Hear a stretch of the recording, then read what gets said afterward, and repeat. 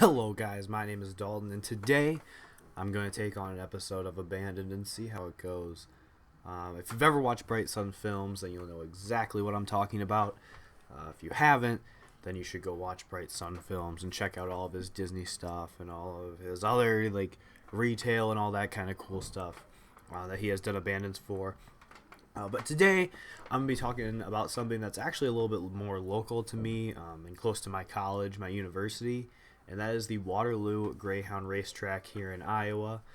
And it's actually really cool, so I'm going to get right into it here. So going back in time a little bit, with Greyhound racing is racing of Greyhound dogs, if you don't know.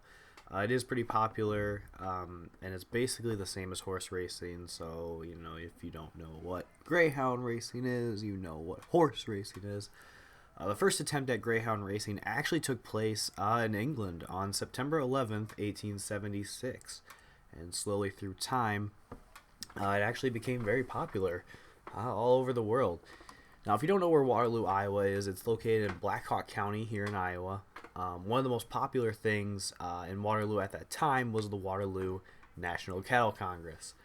The Cattle Congress, like many other celebrations or town things, actually began as a rather small affair, but over time it grew and gained that state and then national prominence. The National Cattle Congress actually became a symbol for Waterloo, of which the city became proud and is still actually going on today. Now, the very first Cattle Congress was actually held on October 9th, 1910, and the following quote actually appeared in the Waterloo Courier editorial section after the show began. It said, "Even if you hate cows, bulls, turn your nose up at milk as a beverage, eat your bread without cheese, and faint away at the sight of buttermilk, you will be captivated by the magnificent animals at this exhibition."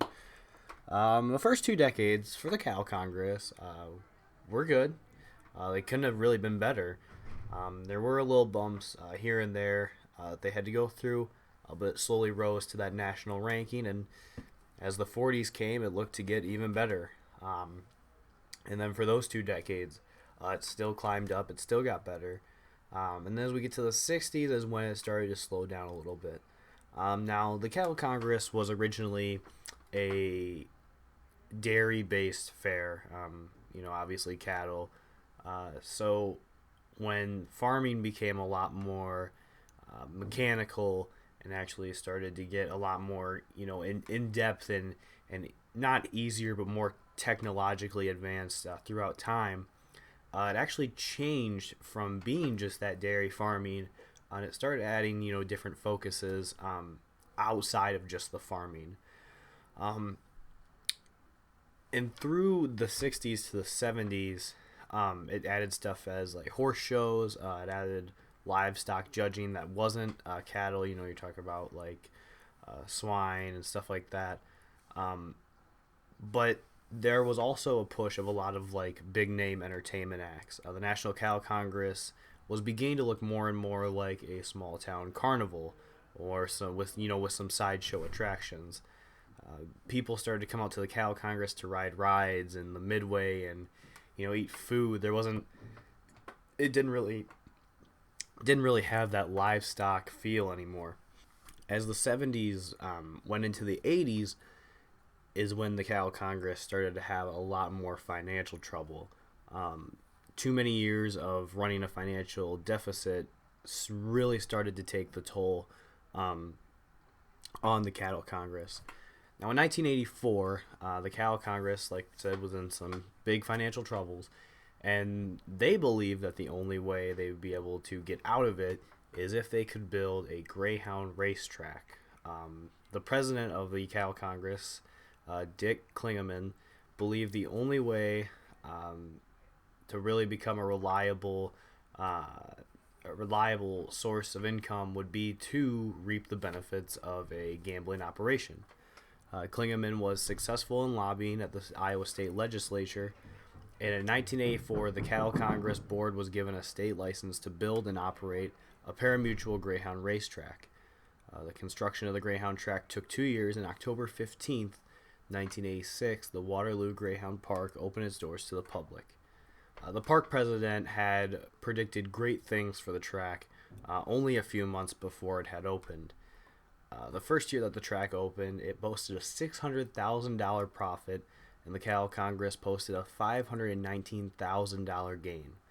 After the first year, the track began to take a little bit of a downward spiral. In September of 1988, the track paid off $700,000 on a $6.2 million debt, twice what was expected. The Kaale Congress had a net loss of $82,000, and in September of 1989, the president admitted that the track was having financial difficulties. He also stated that a track failure would mean the banks would own the track and the Kaale Congress. In July of 1991, the track made a profit of $240,000, but the Kaale Congress had lost $371,000. In April of 1992, the park president asked the city for tax breaks and year-round gambling to help keep the track afloat.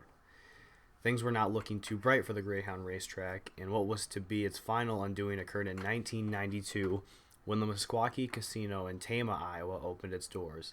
With the casino only 30 minutes away from Waterloo and providing gambling activities closely resembling Las Vegas style, the dog track did not have much to live. While Waterloo Greyhound Park did have its troubles, it did serve a temporary purpose. According to bankruptcy auditor in 1993, the National Kaale Congress would have folded 8 years prior if not for the track's annual cash infusions. The National Cattle Congress and the Greyhound Park were in big trouble, and one of the causes was the Meskwaki Casino.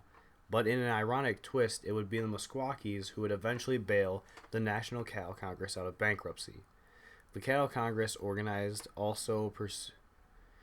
The Cattle Congress organization also pursued a change in Iowa law to allow slot machines in Iowa racing establishments. It believed the only way to save the Waterloo Greyhound Park was to allow slot machines so that it could compete with the Meskwaki Casino. On March 31, 1994, a law allowing expanded gambling with local voters' approval became law. This was to be the beginning of the tense relationship between pro-gambling and anti-gambling factions in Black Hawk County. The period between May 17, 1994 and September 27, 1994 was a period of time when the community was divided. The line was created by the push of legalized slot machines at the Waterloo Greyhound Park. After much public debate and campaign on both sides, the first expanded gambling vote was held on May 17, 1994. The referendum was defeated by a vote of 17,610 to 15,183. The anti-gambling faction was led by Jay Nardini, and his group was ecstatic over the defeat of the bill. Although defeated, the pro-gambling faction was not finished. It managed to get the second referendum placed on the ballot, and this time it was better prepared. It originally believed that there was not enough opposition to the law, so it did not campaign very effectively. But things were different the second time around. It got Casino Magic, a gambling company based in Mississippi, involved. Casino Magic had been offered the contract to supply and operate the slot machines if an expanded gambling referendum was passed. The Greyhound Park supplied much needed support to the pro-gambling campaign. The second vote occurred on September 27th, and this time it came down to 72 votes. Once again, the referendum was rejected. The vote was split by what part of Black Hawk County a person was from. People from the Waterloo area tended to vote yes, while people from the Cedar Falls area tended to vote no. The difference was that more people from Cedar Falls, a smaller community, voted. The referendum caused bad blood between two communities that had generally gotten along very well. In order to prevent this from happening in other communities, the Iowa legislature passed a law in 1995 that stated there would have to be a 2-year wait between referendums on expanded gambling. With the defeat of the expanded gambling referendum also came the closure of the Waterloo Greyhound Park. In 1996, one of the National Cattle Congress's nemesis actually became its savior. The Meskwakis offered to pay the National Cattle Congress's debt of $9.1 million in exchange for the title of the National Cattle Congress and the Greyhound Park. It was an offer the National Cattle Congress could not refuse if it wished to survive. The tribe was not doing this out of goodness of its heart. It understood fully well that it would be quite possible for another referendum to come up eventually, and it could quite well pass. The Meskwakis did not want any competition for their casino. Even with the Meskwaki bailout in 1996, the National Cattle Congress found itself once again in financial trouble. Although the Cattle Congress fairs from the previous year still took place, they lost money, putting the National Cattle Congress back in dire straits. The National Cattle Congress claimed in 1997 that the only way it would become financially stable again is if it didn't have to worry about the lien the Meskwakis held on the National Cattle Congress and the Greyhound Park. Currently, there is much arguing between the two sides of the Meskwakis and the National Cattle Congress. The National Cattle Congress claims that the Meskwakis have illegally interfered with their opportunities to become better financially stable, but the Meskwakis deny this. Currently, the two parties are battling out their differences in bankruptcy court, which at this point has left the Greyhound Park completely abandoned in its site off the side of Highway 20 outside of Waterloo. Now, doing some more research into it, I do not believe they are still in the bankruptcy court anymore. There hasn't been a lot on the property. As of 2013, Warren Transport Inc. of Waterloo said that it would like to buy the property and then change it to a trucking company.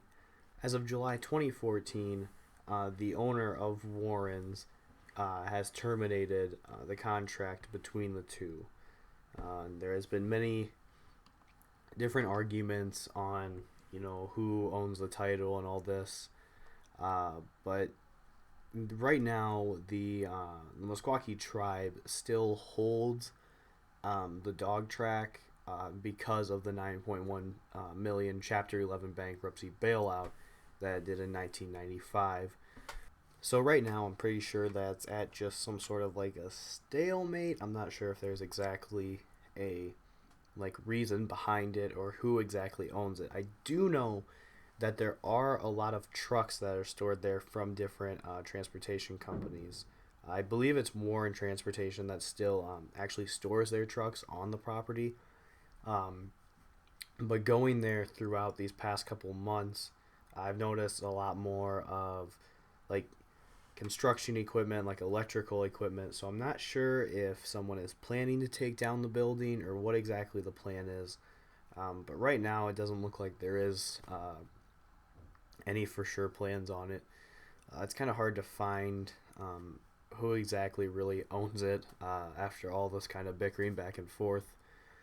But I can say that as of right now, it really doesn't look like the dog track will be coming back anytime soon. What would I like to see happen with it?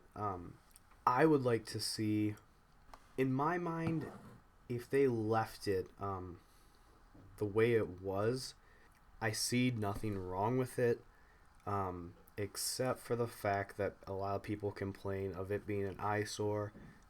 It's right on one of the exits to Waterloo off the main highway through the area. And so I think a lot of people are like, oh, what's that gross, disgusting building over there? But after being there and checking it out, it definitely has a lot of history to it.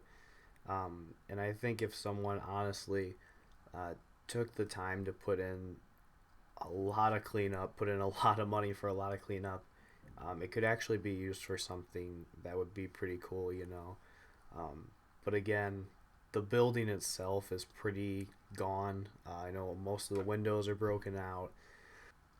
All the doors are broken. Everything in there is really full of just not really. It kind of has that that feel of like any abandoned building, I guess. In my mind, though, I don't think. I think if there was something that was going to be done with it, it would just be torn down. But I don't know. What do I think is going to happen to it, though? Again, probably someone's going to buy the property and tear it down, or just leave it up and store something there. The property itself is not. It's not in a very good condition, and I say that because of the idea that if someone buys it,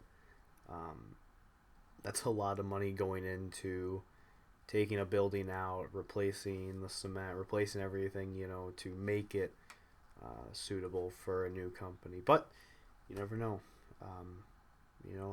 I could see someone doing something with it, but as far as the dog track itself, that will never come back. There's way too many other things around the area, and obviously it failed the first time, so you wouldn't want to bring it back a second time. But, as of right now, I think that it's just going to stay the way it is. I don't think we're gonna see anything soon. The last real big update on who owned it or who tried to buy it was in 2014. It's 2017 now, so it's kind of hard to say what the future holds for it. I like it for the history value. There have been a lot of people who have definitely, destroyed the building, I guess would be the best word to say. But I think that if someone honestly took in the time, and had the money to do it, you could probably restore, well, I don't really know if you'd want to restore the building, but you could do something with the building to make it more enjoyable. And I think that really the history there is quite phenomenal. I think that's one thing that people don't really look at. We think of that as that, there's people that don't even know what like Greyhound racing is. So when you explain to them what it is and what it was, you realize what amazing of a place it was. So anyway, guys, that was my attempt at an abandoned video. Pretty bad, I'd say. If you want to see more abandoned, you can leave some more comments below, but definitely go check out Bright Sun Films. They're going to have a lot more of the bigger abandoned stuff. If I do anything else, it's going to be local Iowa abandoned stuff, so don't, it won't be too exciting. It's not stuff like Six Flags New Orleans or Nara Dreamland that Bright Sun Films does. So if you're looking for some bigger abandons, definitely go check them out. And yeah, if there's anything in Iowa that you guys can think of that you're like, hey, it's smaller but it'd still be pretty cool, definitely let me know, and I'll be sure to try my best to maybe make a video in the future. Hopefully Jake doesn't like sue me or something like that for doing this. I don't really know if this is like, okay, but whatever. So yeah, but anyways, guys, thank you for checking out my first and possibly only abandoned video, and hopefully you guys are able to come out and check out the Greyhound Park here in Waterloo. It's pretty interesting, and you never know what's gonna end up with it. So yeah, anyways, guys, it's Friday right now, so have a great weekend. Doubt I will ever have this posted on Friday, so if it's on a Monday, have a great week. If it's on a Friday, great weekend. Whatever. Have a great day. Thanks,